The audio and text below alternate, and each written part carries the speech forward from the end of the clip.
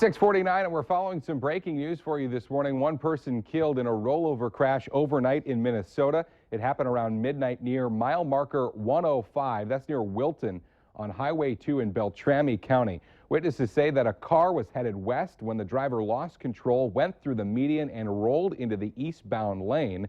The driver was killed in that crash. The Minnesota State Patrol has not yet released the name of the person killed. Of course, we'll continue to follow this breaking story for you on Valley News Live all day long and at our website, valleynewslive.com. A very good Thursday morning, everyone, and thank you so much for waking up with the Valley today.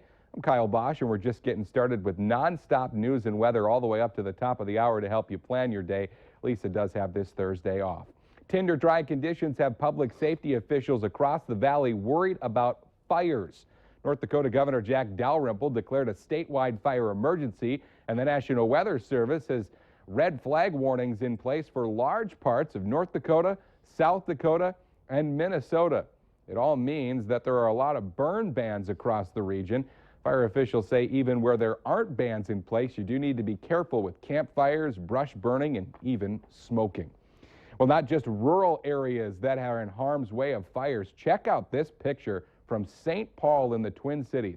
Officials say 2 homes there were destroyed yesterday when a backyard grass fire got out of control.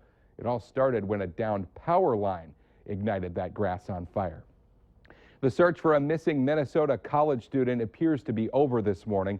The Hennepin County Medical Examiner in the Twin Cities is working to confirm the identity of a woman's body found yesterday in the Mississippi River, but it is believed to be that of 22-year-old Jennifer Houle. The University of Minnesota student was last seen by friends leaving a nearby bar early Friday morning. Surveillance video released on Monday showed Houle jumping or falling into the river. 6:51 now means weather and traffic on the one. We start with meteorologist Mick Kerr. Thank you, and we start with a mostly clear sky and a forecast for 44 in Fargo, when in reality it's 37. So we're cooler than the forecast model. The model calls for increasingly cloudy and an area of light rain moving through the Highway 200 corridor, but a few mixed with some snow showers or flurries up north as the temperatures through the afternoon will be cooling. And we'll cool after hitting about 50, we'll cool down to about 32 by midnight, and we'll be down to near 20 to 24 from north to south tomorrow morning.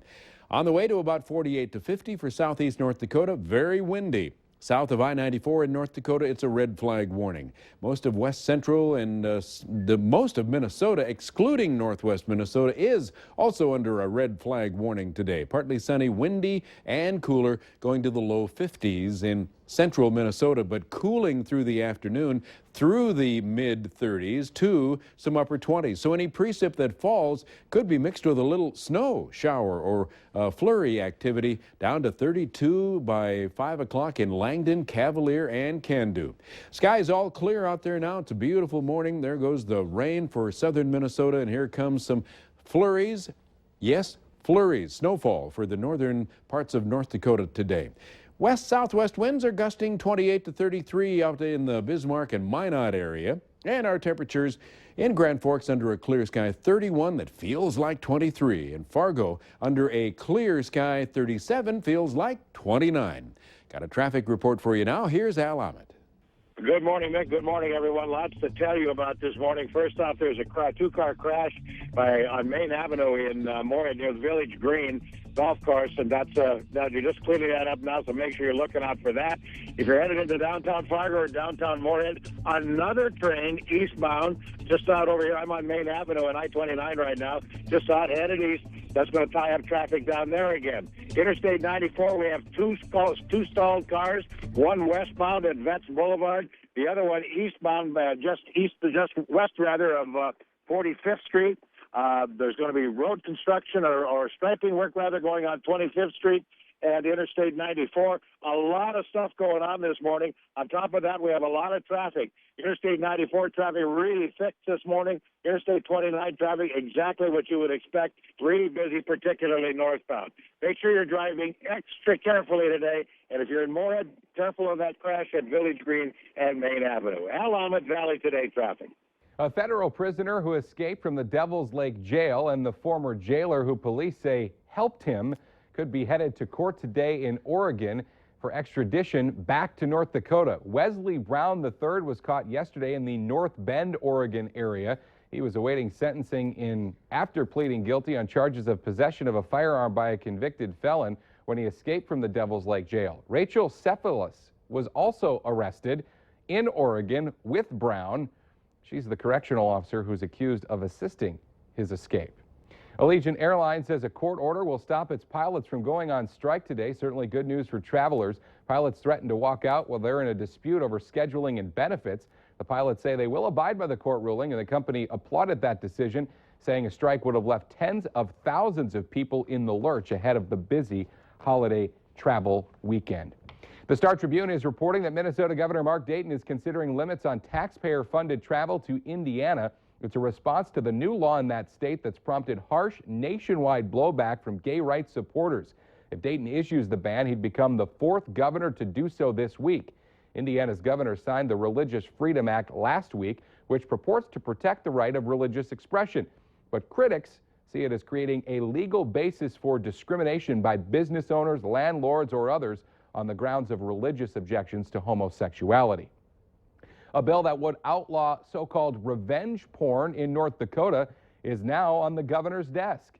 The bill would make it a crime to distribute graphic or intimate images of someone without consent. If it's signed into law, violating it would be charged with a misdemeanor punishable by up to a year in jail and up to a $3,000 fine. 10,000 people in Cass County struggle to make ends meet. So yesterday, some NDSU students attempted to find out what it's like to live in a low-income family. They went through an exercise giving them a month living in poverty. They had to buy groceries, go to school, even avoid going to jail. It's all called the Missouri Community Action Poverty Simulation. It was a kit that was bought by NDSU through a grant from the Dakota Medical Foundation. Organizers say the program should help students when they graduate and join the workforce. They also hope that it will draw interest from local businesses who may want their employees to go through the training. This weekend, many families will be enjoying the tradition of celebrating Easter. Maybe dyeing some eggs, doing some celebrating, hiding the eggs around the house. It's all a lot of fun. The Valley Today's Christy Larson has been showing off this morning some unique ways to make your Easter celebration really stand out this year and get the entire family involved. She's at Unglued in downtown Fargo. Christy? Yes, good morning, Kyle. That's right. We've been showing you some different ways on how to decorate your table and how to decorate your eggs. And we do have a delicious chocolate cupcake that I didn't dig into. I held back. That's also because you did feed me a different cupcake. But Christina, these cupcakes people can put as a centerpiece or maybe as a treat for guests. Yeah, definitely. You could put a little toothpick in there with a place card to mark who's at each place at the table. This one is a gluten-free chocolate macaroon. It's chocolate cake with a coconut buttercream, toasted coconut, and then some chocolate eggs in the center. And that's from Bakeology, which is what you do every day. I mean, you just bake cupcakes. You bake them up galore. It's true. I've always got 4 flavors here at Unglued, so if you need an Easter treat to share with people of this Easter, come on down and we'll hook you up. Hook you up. I like it. And then, too, we did show you a lot of these different ways to make eggs, and we do want to unreveal Oh, boy. the tie-dyed eggs, or the tie eggs that we had made, too. Yeah, so we'll see what happens. We let these eggs boil for 20 minutes, and then we did let them cool. They don't have to dry. They just need to cool. Mm-hmm. Oh, good. That looks nice. There. And like we did want to mention, too, you can use the silk up to about 3 times to make that pattern on the egg. You can use the same tie again, or the same silk scarf.